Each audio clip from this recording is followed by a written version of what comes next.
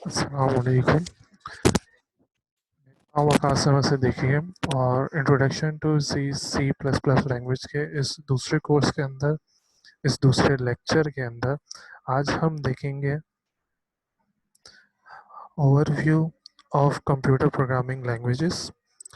इसके बारे में हम थोड़ा बहुत देखेंगे कि प्रोग्रामिंग लैंग्वेजेस क्या होती हैं, किस तरह से की होती हैं, क्यों हमने इतनी सारी प्रोग्रामिंग लैंग्वेजेस बनाई हैं, उनका एक सफ़र क्या था स्टार्ट से एंड तक का। ये सारी चीज़ें आज के आज लैंग्वेज में देखेंगे। इंट्रोडक्शन टू प्रोग्रामिंग लैंग्वेज, ये आज का हमारा टॉपिक है। Programming language concept.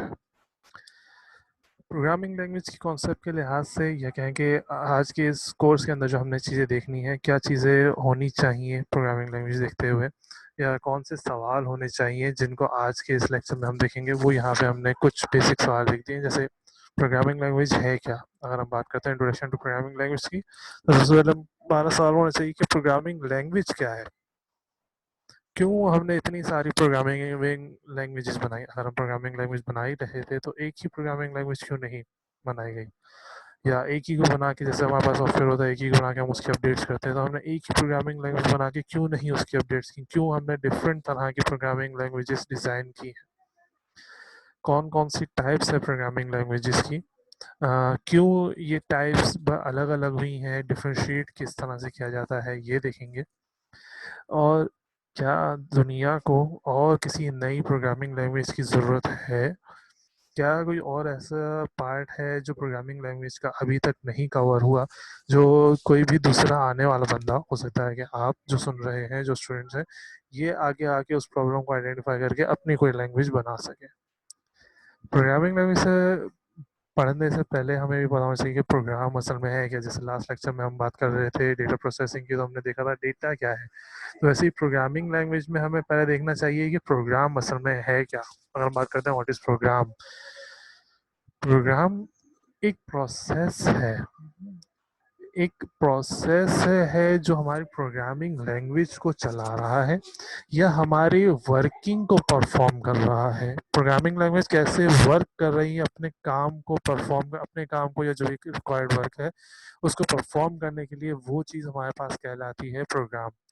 हर चीज़ के पीछे कुछ ना कुछ प्रोग्राम चल रहा होता है, कुछ ना कुछ कोडिंग चल रही होती है, स्टेप बाय स्टेप कुछ ना कुछ प्रोसेस चल रहा होता है।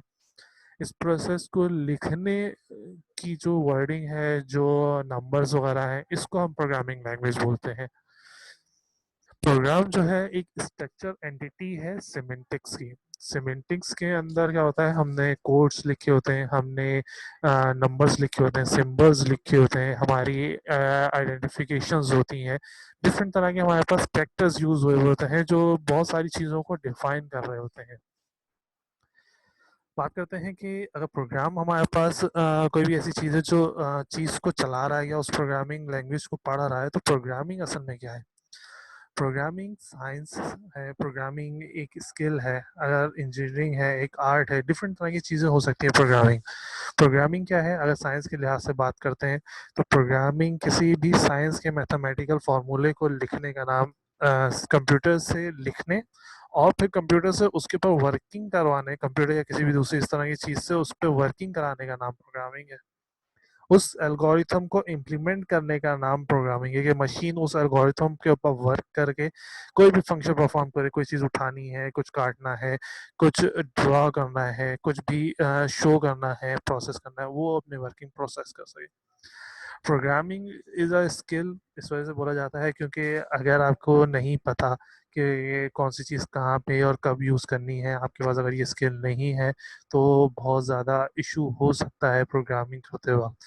जैसे लास्ट उसके अंदर हम क्रिटिकल थिंकिंग के अंदर हम देख रहे थे कि हमें पहले चीज़ को एनालाइज करना है, क्रिटिकली देखना है, तो ये स्किल आपके पास हो, क्रिटिकल स्किल होना चाहिए। जब हम बात करते हैं इंजीनियरिंग की, इंजीनियरिंग एक ऐसी फील्ड है प्रोग्रामिंग के लिहाज से अगर देखें तो जो हर चीज़ के ऊपर अप्लाई की जा सकती है। आपके हाथ में जो पेन है, ये किसी ना किसी इंजीनियरिंग से गुजर के आप तक पहुंचा है। पीछे कुछ डिवाइसेस लगी होंगी, उनके अंदर कुछ प्रोग्राम्स बनाए गए होंगे, कुछ मैकेनिकल, कुछ और क्या कहते हैं, आपके पास इलेक्ट्रॉनिक्स, कुछ ऑटोमेटिक, कुछ मैनुअल काम वर्किंग की होगी उसके ऊपर, तभी ये डिज़ाइन होके ये इतने सारे टेस्ट क्लियर करके हमारे पास पहुंचता है। जो हम कंप्यूटर देख रहे हैं, जो वीडियो देख रहे हैं, तो ये बहुत सारी इस तरह की हमारे पास चीज़ें हैं, जो तस्वीर खींच रहे हैं। तो इस तरह की हमारे पास बहुत सारी चीज़ें हैं जो इंजीनियरिंग की आती हैं, जिसके पीछे हमने कुछ ना कुछ अपनी प्रोग्रामिंग की है। जब हम प्रोग्राम के ऊपर वर्क कर रहे होते हैं, तो हम स्पीड के ऊपर, साइज के ऊपर, टाइम वगैरह के ऊपर हम अपनी वर्किंग कर रहे होते हैं। Programming is an art.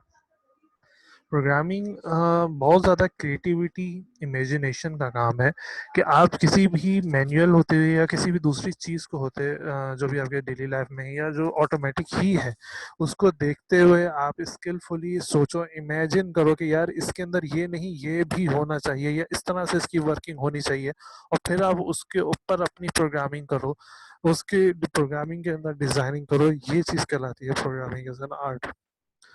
Programming languages क्या है असल में? प्रोग्रामिंग लैंग्वेजेस एक नोटेशन है, एक वर्किंग है, एक पाथ है, एक ब्रिज है कि इसमें ह्यूमन और कंप्यूटर्स या दूसरी डिवाइसेस के दरमियान में, इसमें हम अपनी प्रोग्रामिंग के थ्रू कंप्यूटर को या दूसरी किसी भी हार्डवेयर डिवाइस को या सॉफ्टवेयर डिवाइस को, सॉफ्टवेयर प्रोग्राम्स वगैरह को हम बताते हैं कि हम कौन सा फंक्शन परफॉर्म करना चाहते हैं। एक ह्यूमन मशीन इंटरेक्शन क्रिएट करने के लिए जो लैंग्वेज यूज की जा रही है वो कहला रही है प्रोग्रामिंग लैंग्वेज।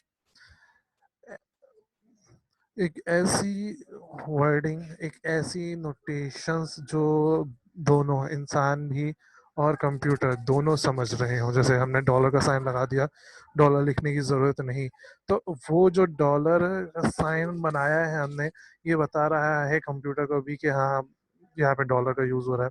या जैसे लेट्स से हमने ग्रेटर देन या लेस देन का साइन लिख दिया, तो हमें इंग्लिश में या किसी उर्दू में लिखने की ज़रूरत नहीं है ग्रेटर देन, लेस देन या इक्वल टू, इस तरह से हमने बस उस नोटेशन से उस चीज़ को डिफाइन कर दिया। ए इक्वल्स टू 10 लिखा है, अब हमें लिखने की ज़रूरत नहीं कि A, value of A is equals to 10 या A has the value of 10।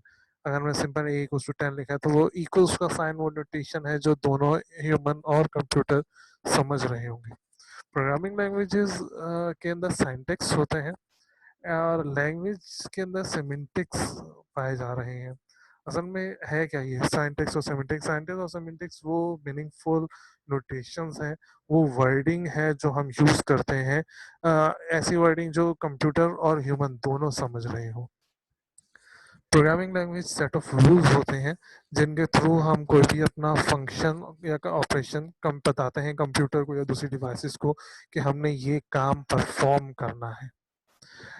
एक ऐसा रूल जो कम्युनिकेट करे एल्गोरिथम को, कौन सा एल्गोरिथम चलना है इस दफ़ा, एडिशन का चलना है, सब्ट्रैक्शन का चलना है, दो चीज़ों के अंदर मल्टीप्लाई, डिवाइड, इनवर्ट, कौन सी लॉजिक लगनी है, अर्थमेटिक कौन सा ऑपरेशन लगना है, सारी चीज़ें बताता है। कौन सी चीज़ रिपीट होनी है, कौन सी नहीं होनी, इस तरह से। ये प्रोग्रामिंग लैंग्वेज जो है एक ऐसी कंप्यूटेशन है जो मशीन भी रीडेबल होती है फॉर्म में और ह्यूमन रीडेबल भी, जैसा भी हमने पहले बताया। फिर why are there so many programming languages? अब फर्ज करें हम लोग मोस्टली पाकिस्तान में या दूसरे जगहों पे, जैसे भी हमारा लेक्चर उर्दू में चल रहा है, तो हमारे लिए तो उर्दू है। तो ऐसा क्यों है कि दूसरे लोगों को फ्रेंच की ज़रूरत पड़ती है, या कुछ लोगों को अरबी की, चाइनीज़ बोल रहे हैं वो लोग? अगर एक लैंग्वेज है तो दूसरा बंदा उस लैंग्वेज को क्यों समझ रहा है, या क्यों उसको ट्रांसलेटर की ज़रूरत पड़ती है कि हमारी इंग्लिश को उसकी उर्दू, हमारी उर्दू को उसकी इंग्लिश में या चाइनीज़ वगैरह में ट्रांसलेट करें? प्रोग्रामिंग लैंग्वेजेस की ज़रूरत पड़ती है ताकि अपने हिसाब से चीज़ को ढाला जा सके। बाज़ औक़ात कुछ चीज़ें जो हम उर्दू में बहुत ज़्यादा बड़ी लिख रहे होते हैं या बड़े जुमलों के अंदर बता रहे होते हैं, दूसरी लैंग्वेजेस के अंदर वो एक छोटा सा जुमला हो सकता है। तो अगर हमारे उसके अंदर कोई ऐसी चीज़ का बहुत बड़ा सा वर्ड है या दो तीन वर्ड्स को मिलाकर उस एक चीज़ का मकसद पूरा होता है, हो सकता है कि दूसरी लैंग्वेज के अंदर दो वर्ड लिख के ही वो चीज़ पूरी हो जाए। तो इस तरह से हमारे पास प्रोग्रामिंग लैंग्वेजेस भी आती हैं जो डिफरेंट तरह की चीज़ों के अंदर अच्छी होती हैं। लेट्स से फॉर एग्जांपल, अगर हमें कोई बटन क्रिएट करना है, उसकी हमें प्रोग्रामिंग करनी है, इस बटन को क्रिएट करने के लिए जावा लैंग्वेज अच्छी अच्छी वर्किंग करती है, या कहें कि जावा लैंग्वेज इजी है। जावा लैंग्वेज के अंदर हमें लाइन ऑफ कोड्स कम लिखने पड़ते हैं, लेकिन अगर यही काम सी में करेंगे या किसी दूसरी लैंग्वेज में करेंगे तो हमें वो काम ज़्यादा करना पड़ेगा। हो सकता है कि सी जो डेटाबेस से लिंक कर रहा है वो अच्छा कर रहा हो, जावा नहीं कर रहा हो। तो इस तरह से डिफरेंट डिफरेंट फंक्शंस हैं जो डिफरेंट प्रोग्राम्स ज़्यादा अच्छे कर सकते हैं। हम ये नहीं कह रहे कि वो फंक्शन परफॉर्म नहीं कर सकता, या सी का जो फंक्शन हो जावा, या जावा का जो फंक्शन है वो कोई दूसरा प्रोग्रामिंग नहीं कर सकती, कर सकते होंगे, लेकिन हो सकता है कि उसके अंदर लाइन ऑफ कोड ज़्यादा हो सकता है कि उसके अंदर लॉजिक बहुत ज़्यादा कॉम्प्लेक्स बन रही हो। तो हमने इस तरह से अपने आप को अपग्रेड करते करते अपने प्रोग्रामिंग लैंग्वेजेस के अंदर चेंजेस करते करते हम ने डिफरेंट प्रोग्रामिंग लैंग्वेजेस को क्रिएट करा है। पहली जो प्रोग्रामिंग लैंग्वेज बनी थी वो 1950s में बनी थी, और उसके बाद अब तक बहुत ज़्यादा हज़ारों की तादाद में लैंग्वेजेस बन चुकी हैं। ये जितनी भी प्रोग्रामिंग लैंग्वेजेस है ये टाइम के लिहाज से बेहतर होती गई, और डेवलप नए नए डिज़ाइंस बनते गए, नए नए आइडियाज़ आते रहे। अब ये वही है कि हर बंदा देख रहा होता है कि कोई के देखता है ग्लास आधा खाली है, कोई देखता है ग्लास आधा भरा हुआ है। किसी ने थोड़ा सा और क्रिटिकली सोच लिया तो वो ये कहता है कि भाई ग्लास की जो क्वांटिटी है वो पानी की क्वांटिटी से डबल है, या पानी की जो क्वांटिटी है वो ग्लास की क्वांटिटी से हाफ है। तो सोचने के ऊपर है कि आप किस तरह से उस चीज को डिफाइन कर रहे हैं, किस एस्पेक्ट से देख रहे हैं। जब हम लेवल ऑफ प्रोग्रामिंग लैंग्वेज की बात करते हैं, हमारे पास कितने लेवल्स हैं प्रोग्रामिंग लैंग्वेज के। तीन तरह के लैंग्वेजेस होती हैं। एक है आपके पास एग्जीक्यूटेबल मशीन कोड, जो जीरोस और वन जो बाइनरीज के अंदर होता है, या बाइनरी यूज कर रहा होता है, या बाइनरी के अंदर लिखा जाता है। ये वो कोड है जो सिर्फ कंप्यूटर समझता है, कब वन करना है, कब जीरो करना है, कब ऑन करना है किसी चीज को, कब ऑफ करना है। फिर उसके ऊपर हमारे पास आता है low level program. Low level program बीच में होता है हमारी इंग्लिश में और कंप्यूटर के लिए।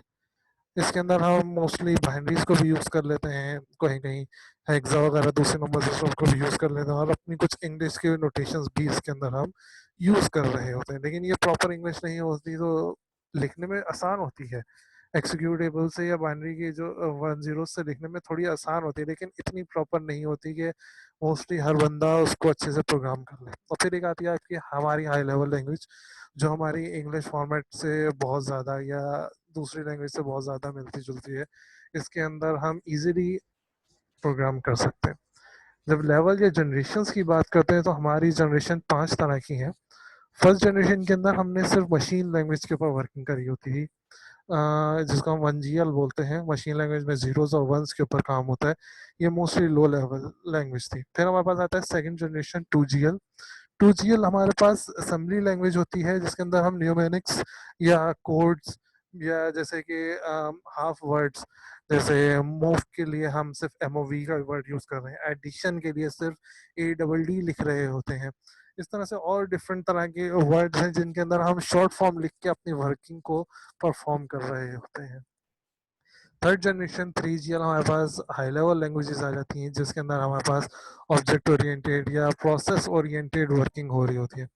फिर फोर्थ जनरेशन हमारे पास 4GL जो है वेरी हाई लैंग्वेजेस आ जाती हैं, जो मोस्टली हम सिर्फ बोलते हैं और वर्किंग हो रही होती है। 5th जनरेशन हमारे पास फिर नेचुरल लैंग्वेज आ जाती है, जैसे AI वगैरह। फर्स्ट जनरेशन की बात करते हैं तो फर्स्ट जनरेशन हमारे पास लो लेवल लैंग्वेज होती है। ये लैंग्वेज हमारे कंप्यूटर के मशीन कोड से, मशीन लैंग्वेज जो है मशीन के जो 10 बाइनरीज है उससे ज़्यादा रिलेट करती है। अब अगर हम देखें, हमारा कंप्यूटर जो है वो मोस्टली इलेक्ट्रॉनिक आइटम से बना हुआ है। रैम रोम, जो डिवाइसेस हैं, जो दूसरे मदरबोर्ड्स वगैरह लगे हुए हैं, हमारे पास प्रोसेसर्स जो हैं, ये डिफरेंट इलेक्ट्रॉनिक इक्विपमेंट से, इलेक्ट्रॉनिक कंपोनेंट से मिला के बनाए हुए हैं। इलेक्ट्रॉनिक कंपोनेंट्स वंस और जीरो, या कहें कि ऑन और ऑफ की लैंग्वेज समझ रहा था कि भाई कब ऑन हुआ, कब उसके अंदर करंट या वोल्टेज आया, कब ऑफ हो गया, कब उसके अंदर करंट या वोल्टेज बंद हो गया। मशीन कोड भी हमारे पास इसी तरह से होता है। हम कंप्यूटर को ये लिख के बताते हैं वंस और जीरोस के फॉर्मेट में कि कब ऑन करना है, कब ऑफ करना है। यहाँ पे जो वन होता है हमारे पास ऑन को शो कर रहा होता है, और जीरो जो है ऑफ को शो कर रहा होता है। इसी तरह से जो हमारे पास नंबर होते हैं, लेट्स से अगर हमारे पास 6 पिन है इनपुट की और 2 पिन आउटपुट की गिवन है। अब हमें ये बताना है कि भाई ये 6 पिन है, उसमें से तीसरी पिन को ऊपर ऑन करो, बाकी को ऑफ कर दो। तो हमें कोड समथिंग इस तरह का देना पड़ेगा जो तीसरी पिन को डिफाइन करता है। हमने हर पिन के अगेंस्ट में एक एक नंबर डिफाइन कर दिया कि 000 पहले का है, 001 दूसरे का है, 010 लेट से आगे दूसरी का है, 000 तीसरे का है, आगे पास 100 चौथे का है, 101 पांचवे का है, 110 छठे का है आपके पास। फिर सातवें के आपके पास आउटपुट के लिए आपने क्या दिया कि भाई तो चारों वन कर दें तो आउटपुट परफॉर्म हो जाए। लेकिन जब आप इसको वंस और जीरोस की फॉर्मेट में लिखेंगे हम सारी चीजें, तो इनको पढ़ना बहुत ज्यादा मुश्किल है। सही है कि कौन सी चीज इनपुट का वन बता रही, कौन सी आउटपुट का वन बता रही, कौन बता रही है कि वन देना है या नहीं देना। तो ये 101010 लिखना और समझना पढ़ना बहुत ज्यादा मुश्किल होता है। हम कंप्यूटर को इन्हीं वन और जीरोस के लिहाज से बताते हैं कि कौन सी बिट इनपुट, मतलब इनपुट के कहाँ पे भेजना है, आउटपुट कहाँ पे लेना है, ऑन करना है या ऑफ करना है। इवन ये भी हम इन्हीं वन और जीरो की फॉर्मेट में बता रहे होते हैं। ये मशीन के लिए तो इजी है समझना, क्योंकि उसको पता होता है कि 10 अच्छा ये वन है, इसको ऑन कर दिया, ये जीरो है, इसको ऑफ कर दिया। लेकिन इंसान के लिए, नॉर्मल रीडर के लिए, राइटर जो स्किलफुल राइटर है मे बी वो लिख ले, लेकिन जो नॉर्मल है, जो जिन्हें बिगनर्स लेवल पे है, उनके लिए ये लिखना बहुत ज़्यादा मुश्किल होता है। हम ये नहीं कहेंगे कि नहीं लिख सकते, क्योंकि बात वही है कि इंसान जो चाहे वो अपनी मेहनत से कर सकता है। लेकिन तो हम ये कहेंगे कि उसके लिए बहुत ज़्यादा मुश्किल होगा, very difficult to learn interpret कि पुराने बंदों ने क्या लिखा था एंड देन री राइट। फिर हमारे पास आता है असेंबली लैंग्वेज, जो हमारे पास 2GL है। ये लो लेवल लैंग्वेज के अंदर आता है। ये कहना चाहिए कि बीच में है हमारी मशीन और हमारी जो थर्ड जनरेशन, या कहें कि हमारे जो नॉर्मल इंग्लिश है उससे रिलेटेड। इसके अंदर हमने यूज़ किया होता है हमारी न्यूमेरिक्स। इस न्यूमेरिक्स के अंदर हम दोनों चीज़ों को अलग अलग डिफाइन कर रहे होते हैं, जिसके अंदर हमारे पास ऑपकोड और ऑपरेंड दो अलग अलग तरह की चीज़ें आ रही होती हैं। इन न्यूमेरिक्स के अंदर हम अपने बेसिक अल्फ़ाबेट्स, नंबर्स और दूसरे साइंस वगैरह यूज़ कर रहे होते हैं, जिनके लिहाज से हम अपनी प्रोग्रामिंग करते हैं। और ये हमारी क्योंकि लैंग्वेज से करीब है, तो इनको लिखना मशीन वंस और जीरो से फिर भी कदरे बेहतर, या कहोगे कदरे इजी होता है। जैसे आपने फॉर एग्जांपल यहाँ पे देख रहे हैं add AX BX, move CX AX, INC CX add. इसके अंदर जो ऑप कोड हैं ये पहले वाले लेटर्स हैं, add ADD, move MOV, increment का INC। सही है। ऑपरेंड जो है वो आपके पास BX CX है, आपके पास AX है, ये आपके पास ऑपरेंड है। ओके, हमने यहाँ पे ऑप कोड के अंदर भी AX को शो किया हुआ है, क्योंकि AX हमारे पास ऑक्सिलरी रजिस्टर होता है, जिसके अंदर हम मोस्टली अपना आउटपुट शो कर रहे होते हैं। ऑप कोड वो जगह होती है, या वो कोड होते हैं, वो न्यूमेरिक्स होते हैं, वो वर्ड्स होते हैं जो हमारे किसी ऑपरेशन को, जो हमारे किसी ऑपरेशन कोड को परफॉर्म करने के काम आते हैं। अब ऑप का मतलब ऑपरेशन है, और कोड हमारी कोई भी कोड वर्ड के लिए यूज किया जा रहा है। ऑप कोड जैसे मूव MOV, पहला वाला, सॉरी दूसरा वाला move MOV CX into AX। CX पहला वाला हमेशा डेस्टिनेशन होता है, और दूसरा वाला इसके अंदर सोर्स होता है। जैसे फॉर एग्जांपल यहाँ पे CX डेस्टिनेशन है, AX डेस्टिनेशन है, CX डेस्टिनेशन, और ये जो बात वाली चीजें हैं ये सोर्स है। सोर्स से डेस्टिनेशन की तरफ जाया जाता है। मूव करो from source to destination, source से डेस्टिनेशन की तरफ चीज मूव करता है। जो भी AX के अंदर पड़ा हुआ है, जो भी, वो मूव कर दो किसके अंदर, CX में। जो भी BX के अंदर पड़ा है उसको मूव कर दो CX में। ऐड कर दो CX में, क्या ऐड कर दो, और फिर आगे जब प्रोग्रामिंग वगैरह देखेंगे आप लोग असेंबली की या दूसरी, तो आपको पता चल जाएगा। वैसे यहाँ पे जो इंक्रीमेंट है इसका मतलब ये है कि एक इंक्रीमेंट कर दो। ओके, फिर आपके पास आता है ऑपकोड। ये हो गया आपके पास, जैसे सब्ट्रैक्ट के लिए सब लिखा जा रहा है आपके पास, डिवाइड के लिए DIV लिखा जाता है, मल्टीप्लाई के लिए MPY वगैरह या MUL इस तरह से लिखा जाता है। इंक्रीमेंट किस चीज़ को बढ़ाने के लिए INC लिखा जाता है, डिक्रीमेंट के लिए DEC लिखा जाता है। इसी तरह के लिए लोड के लिए पूरा LOD LOAD लिखा जाता है, स्टोर के लिए ST ओ आर ई लिखा जाता है। और इस तरह के हमारे पास डिफरेंट तरह के फंक्शंस हैं। If, check, jump, jump if zero के लिए jump, jump if not zero, jump करो जब जीरो ना हो तो J N Z, jump if zero तो जे जेड।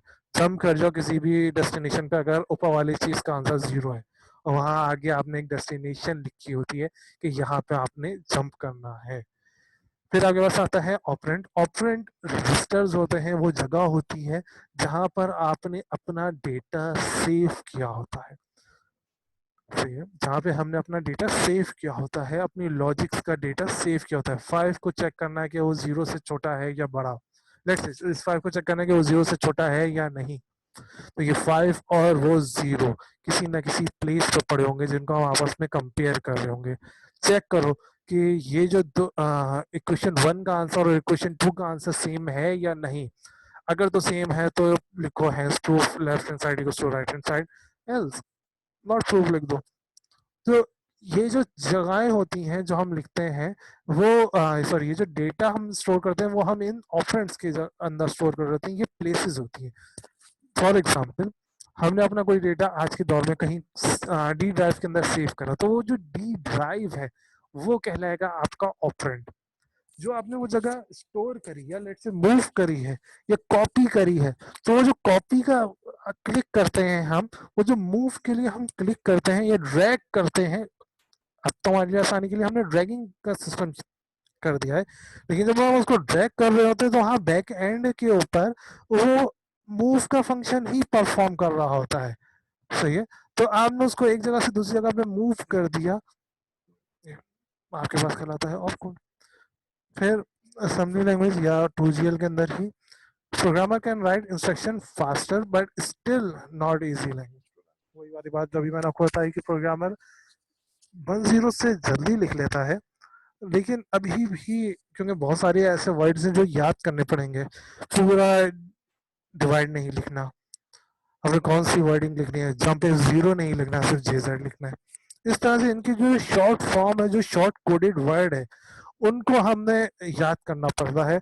और ये क्योंकि जाहिर सी बात है, जिस हिसाब से हमारे फंक्शंस बढ़ते जाएंगे उस हिसाब से हमारे कोड्स बढ़ते जाएंगे, डेटाबेस बढ़ता जाएगा, तो हमें उनको याद रखने में थोड़ा सा फंक्शन इशू हो सकता है। ड्रॉबैक ड्रॉबैक यही है इसका कि ये कुछ पर्टिकुलर फैमिली प्रोसेसर के लिए यूज़ किया जाता है जो मशीन डिपेंडेंट लैंग्वेज को यूज़ कर रहे होते हैं। असम्बलर, इसके अंदर असम्बलर का यूज़ किया जाता है। असम्बलर क्या करता है, हमारे इस असेंबली लैंग्वेज को कन्वर्ट करता है मशीन कोड में, और जो मशीन से आंसर आता है उसको वापस हमारी लैंग्वेज में कन्वर्ट करता है। कन्वर्जन का इंटरप्रेटर का वर्किंग कर रहा था, जैसे चाइनीज़ और इंग्लिश या चाइनीज़ और उर्दू बात कर रहा हूँ, बीच में उन्होंने एक असम्बलर, एक इंटरप्रेटर बिठाया था जो एक बात को दूसरे के अंदर कन्वर्ट कर रहा था। फिर उसके बाद हमारे पास आता है high level language. High level language more और लेस हमारे पास, या कहेंगे ज़्यादातर हमारे पास इंग्लिश लैंग्वेज होती है।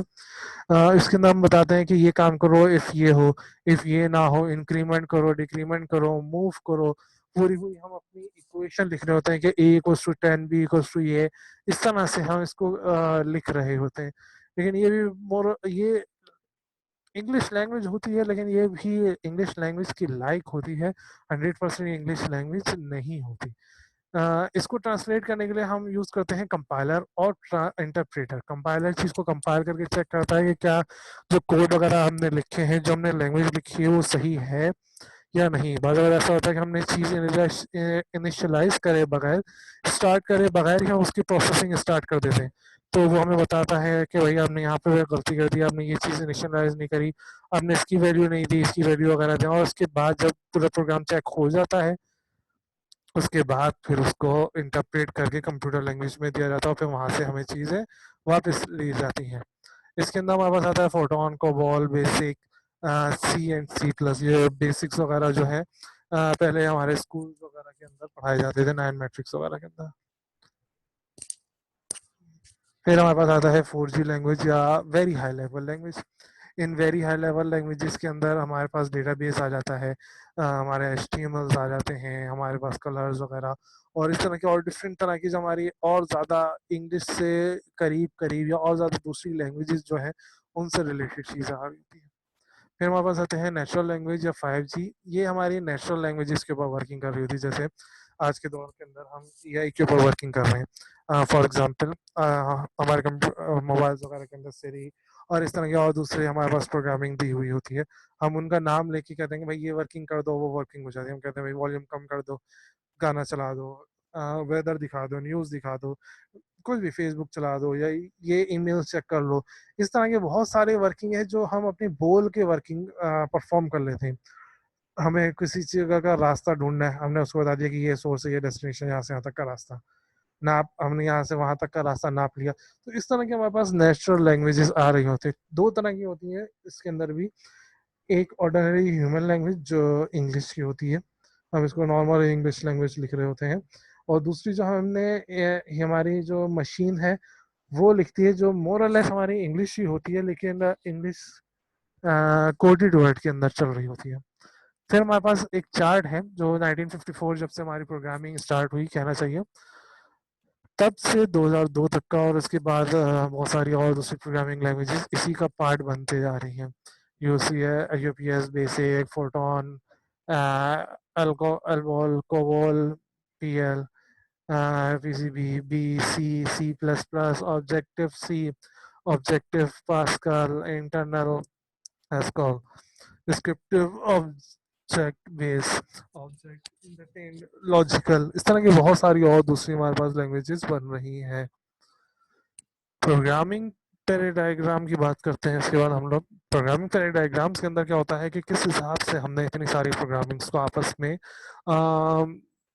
डिवाइड किया हुआ है, क्यों ये प्रोग्राम दूसरे प्रोग्राम के अंदर नहीं है। सबसे पहले बात करते हैं हम प्रोसीजरल इम्पेरेटिव प्रोग्रामिंग की। इसके अंदर हमने अपने प्रोग्राम को बताते हैं कि भाई ये काम करो अगर ये हो जाए, ये काम करो अगर ये हो जाए, ये करना अगर ये हो, और ये नहीं करना अगर ये ना हो। इस तरह से जब हम बताते हैं कि what to do, what is the condition when we have to do something, क्या ऐसी कंडीशन होगी जब ये वर्किंग करनी है, और क्या ऐसी कंडीशन होगी जब ये काम नहीं करना। जब हम कंप्यूटर को सारी इस तरह की कंडीशन बताते हैं तो ये हमारे पास प्रोसीजरल या इम्पेरेटिव प्रोग्रामिंग होती है। जैसे यहाँ पे लिखा हुआ है A=10, B=C, सॉरी B=5, तो C को ऐड करोगे भाई A+B and more other. COBOL, Pascal, C plus assembly languages वगैरह होती है।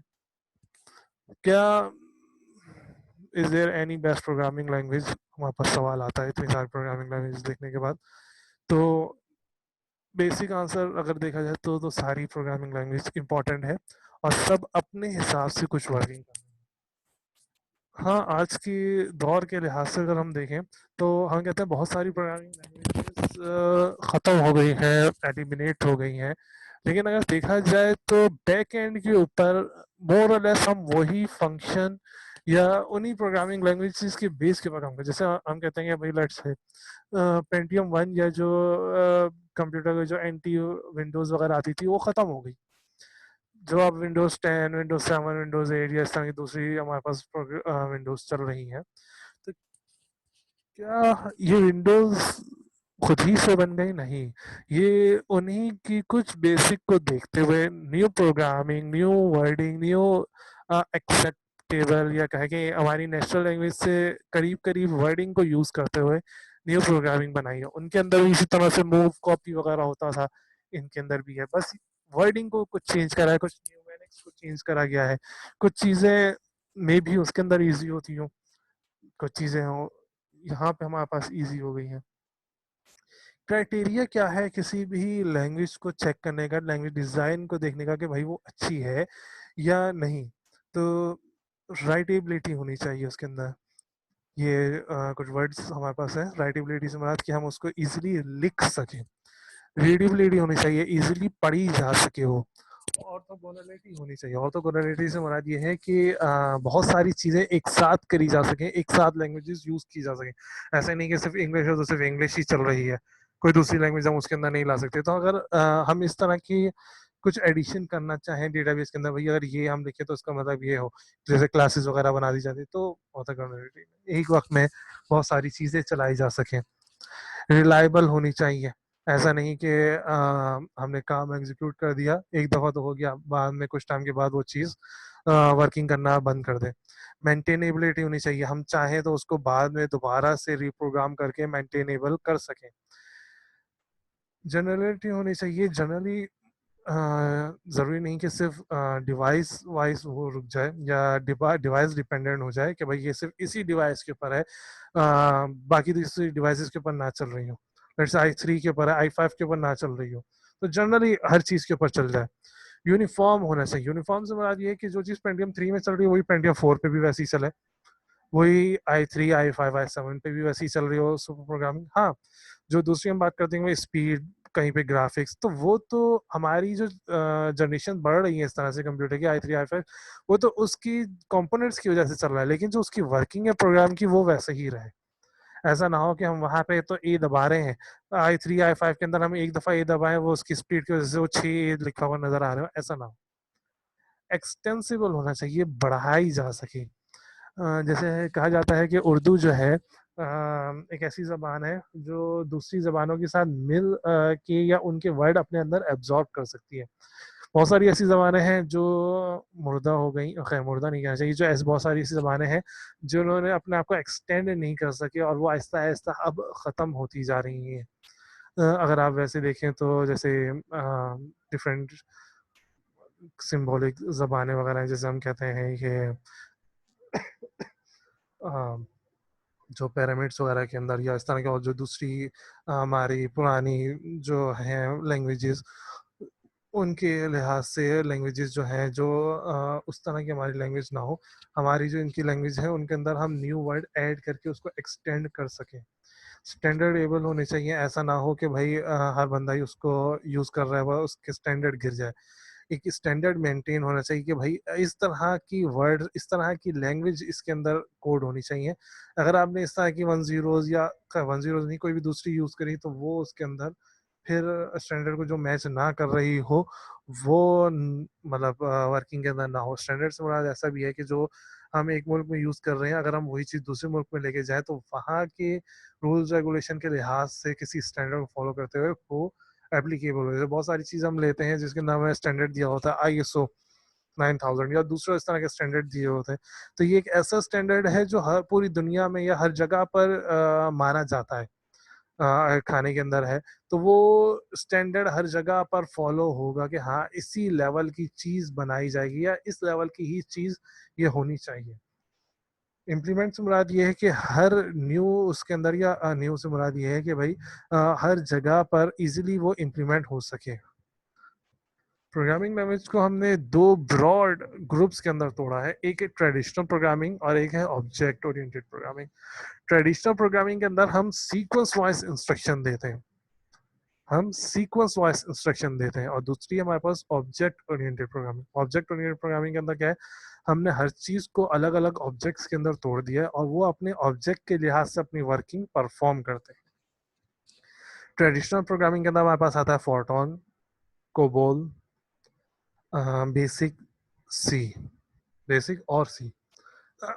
ऑब्जेक्ट ओरिएंटेड के अंदर आता है हमारे पास C++, जावा, और फिर हमारे पास फिर डिफरेंट तरह की और प्रोग्रामिंग जो है जिसके अंदर हमारे पास स्क्रिप्टिंग लैंग्वेजेस वगैरह आ रही हैं। फिर हमारे पास वही है कि कैसे गुड लैंग्वेज देखा जाए जो डिबगिंग हो जाए, डिज़ाइन और कोडिंग इजी हो रही हो, उनकी मेंटेन रीयूज हो सकें वो। आज का जो लेक्चर हमने देखा है वो हमने लिया है डेटल एंड डेटल की C++ हाउ टू प्रोग्राम से, और रिची की द सी प्रोग्रामिंग लैंग्वेज से। आज के इस लेक्चर में इतना ही था। थैंक यू, अल्लाह हाफिज़।